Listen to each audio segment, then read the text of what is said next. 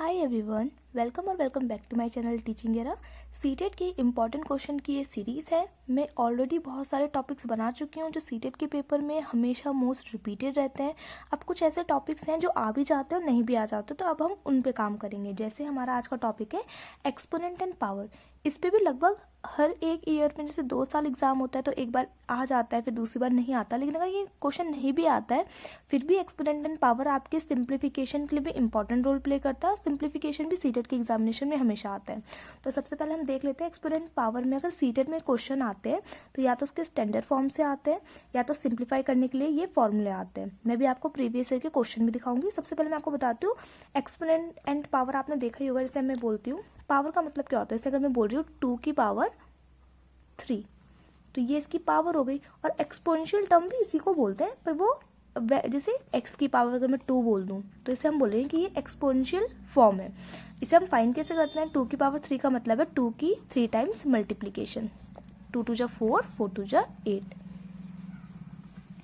अब हम standard form किसे बोलते हैं? स्टैंडर्ड फॉर्म हम बोलते हैं किसी भी एक्सप्रेशन, जैसे कोई भी एक एक्सप्रेशन था उसे जब मैं ऐसे के लिख दूं 2.5 multiply 10 to the power n, ये एक्सपोनेंट फॉर्म में है। यानी कि जब भी कोई नंबर पॉइंट पे है, उसमें बहुत सारे जीरोस हैं, तो उसकी स्टैंडर्ड फॉर्म होती है 2.5 multiply 10 to the power n।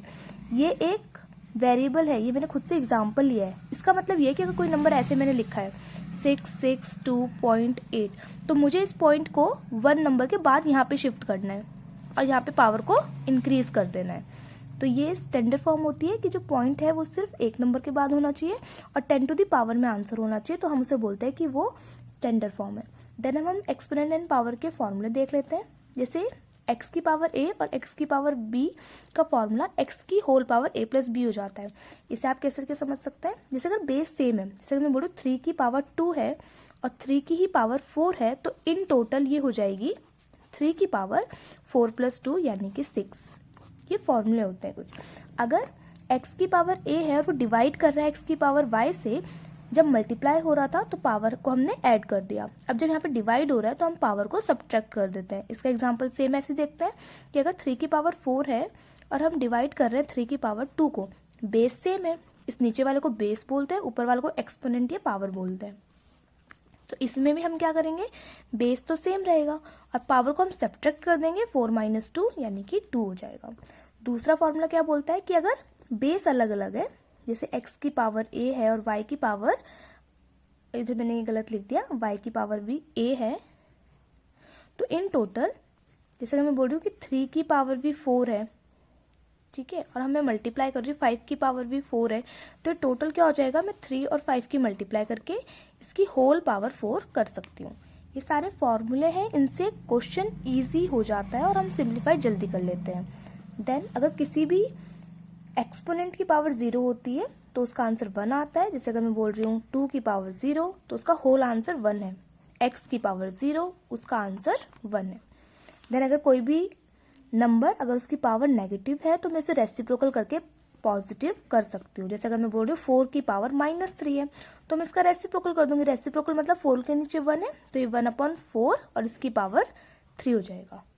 I hope आपको ये फॉर्मूले समझ में आ रहे हो। ये सीटेट के एग्जामिनेशन के लिए बहुत इंपॉर्टेंट है। अगर या तो ये क्वेश्चन डायरेक्ट भी आ जाते हैं फॉर्मूले वाइज, वरना आपको सिंप्लीफाई करने में तो ये हेल्प करते ही करते हैं। देन ये अगर 1 की पावर a और उसकी होल पावर कुछ है तो पावर्स की मल्टीप्लाई हो जाती है। जैसे मैं बोल रही हूँ कि 3 की पावर 2 है, उसकी होल पावर 6 है, तो इसकी टोटल पावर 3 की पावर 2 मल्टीप्लाई बाय 6 यानी कि 3 की पावर 12 हो जाएगा। एंड लास्ट, जैसे आपको पता है किसी भी नंबर के नीचे अगर मैं x लिखती हूँ तो आंसर 0 ही आता है। किसी भी नंबर को 0/x करेंगे तो आंसर 0 आएगा। पर अगर किसी भी नंबर के नीचे डिनोमिनेटर अगर 0 आता है तो वो नॉट डिफाइंड यानी कि इनफाइनाइट हो जाता है। इसे हम नॉट डिफाइंड बोलते हैं। हम बोलते हैं ना डिनोमिनेटर कभी भी 0 नहीं होना चाहिए। अब हम क्वेश्चन देखते हैं कि प्रीवियस ईयर सीटेट में एक्सपोनेंट एंड पावर के किस तरीके के क्वेश्चन आए थे, तो आपको क्लियर हो जाएगा कि हाँ सीटेट में ऐसे क्वेश्चन आते हैं। मैं आपको वही टॉपिक करा रही हूँ जो मोस्ट इंपॉर्टेंट सीटेट पेपर 2 में हमेशा तो रिपीट हो जाते हैं या तो आते ही रहते हैं, उनके जैसे क्वेश्चन आते हैं। मैं अभी तक 8 पार्ट डाल चुकी हूँ, आई थिंक 7-8 पार्ट, ये 9th होगा। तो आप उससे बिल्कुल विजिट करिए। 20 में से आपके 10 नंबर तो पक्के सिक्योर हो जाएंगे और बाकी 10 पे मैं वर्क कर रही हूँ। तो आप क्वेश्चन देखते हैं कि क्वेश्चन कैसे आते हैं। आप क्वेश्चन नंबर 47 देख सकते हो, ये प्रीवियस ईयर का है। If p is equal to 12.34 multiply 10 to the power 10 minus 5.67 into 10 raise to power 9 then p is explain standard form में निकालना है। मैंने आपको बताया था स्टैंडर्ड फॉर्म क्या होती है, जब कोई भी अगर कोई डिजिट है उसके जस्ट एक नंबर के बाद पॉइंट होना चाहिए और 10 टू दी पावर में कोई भी वैल्यू होनी चाहिए, तो इसे हम बोलते हैं स्टैंडर्ड यूनिट। जैसे देखो इसमें 2 डिजिट के बाद है पॉइंट, लेकिन ये 1 के बाद होना चाहिए और यहाँ पे तो ये सही है स्टैंडर्ड फॉर्म, लेकिन इसे बिल्कुल सॉल्व करना है। सॉल्व करके जो आंसर आएगा उसे स्टैंडर्ड फॉर्म में शो करना है। तो हम देखते हैं कि हम कैसे करके क्वेश्चन को करते हैं। जैसे ये 12 पॉइंट है, ये माइनस है, ये पूरी टर्म है, तो अब हम इसमें भी 10 टू द पावर 10 है, उसमें 10 टू द पावर 9 है, तो इन दोनों में से हम 10 टू द पावर 9 को हम कॉमन ले लेते हैं। तो बताओ यहाँ पे क्या बचेगा, 12.34 बचेगा और मल्टीप्लाई में 10 की पावर 9 तो ले ली, तो 10 की पावर 1 तो बच गई, यानी कि 10 बच गया, माइनस 5.67 और 10 टू द पावर पूरी की पूरी 9 ले ली, तो यहाँ पे कुछ नहीं बचा। तो अब 10 टू द पावर बाहर ही रहेगा, हम इसे 0 से मल्टीप्लाई करेंगे तो 1 2 3 4 0 लास्ट में लग जाता है। कितने नंबर के बाद डेसिमल है, 2 डिजिट्स के बाद, तो हम 2 डिजिट्स के बाद डेसिमल लगा देंगे, माइनस 5.67। अब ये 2 डिजिट के बाद लगाया तो हम इसका 0 हटा सकते हैं, 10 to the power 9, then in दोनों को हम माइनस करेंगे, 3.4 पॉइंट के नीचे पॉइंट आता है 6 7, देन यहाँ पे 5 माइनस करेंगे इसे, तो 10 में से 7 गया 3, 13 में से 6 गया, इसे कैरी लेंगे, ये 3 हो जाएगा, देन 13 में से 6 गया 7 पॉइंट, ये 2 था, देन 2 में से 5 गया, 12 में से 5 गया, देन 7 एंड ये बचेगा 11। तो यहाँ पे आंसर आ गया 11 7.73। अब इन दोनों के बीच में मल्टीप्लाई का साइन है, तो हम इसे ऐसे लिख सकते हैं 11 7.73 multiply by 10 to the power 9। लेकिन अभी मैंने आपको बताया था स्टैंडर्ड फॉर्म क्या होती है, जस्ट एक नंबर के बाद होना चाहिए पॉइंट, तो मैं पॉइंट शिफ्ट कर दूंगी, पॉइंट यहाँ पर आना चाहिए 1 के बाद, यानी कि 1.17 होना चाहिए। तो मैंने कितने नंबर के बाद पॉइंट शिफ्ट किया, जब मैं 2 नंबर के बाद पॉइंट शिफ्ट करती हूँ लेफ्ट हैंड साइड की तरफ, तो यहाँ पे पावर इंक्रीज हो जाती है। 2 नंबर के बाद शिफ्ट किया तो पावर 2 बढ़ जाएगी, 73 multiply by 10 to the power 9 थी, तो 10 11 2 पावर इंक्रीज हो जाएगी। So let's check the answer, 1.773 10 raise to the power 11, option number 1 is the correct answer. अब हम इसके बाकी क्वेश्चंस देखते हैं। आप एक और क्वेश्चन देख सकते हैं, ये भी देखो स्टैंडर्ड फॉर्म में ही आया, लेकिन ये थोड़ा सा डिफरेंट क्वेश्चन है। इसमें क्या बोला, the product of 1.7 multiply 10 raise to the power 4 and 12.5 into 10 raise to the power -6 is expressed in the form, यानी कि पहले तो इसे स्टैंडर्ड फॉर्म में लेके आना है, k multiply 10 to the power n, ये स्टैंडर्ड फॉर्म होती है, and then find the value of 2k + 1, यानी कि पहले आपको इसे स्टैंडर्ड फॉर्म में लाना है, देन इसकी वैल्यू निकालनी है।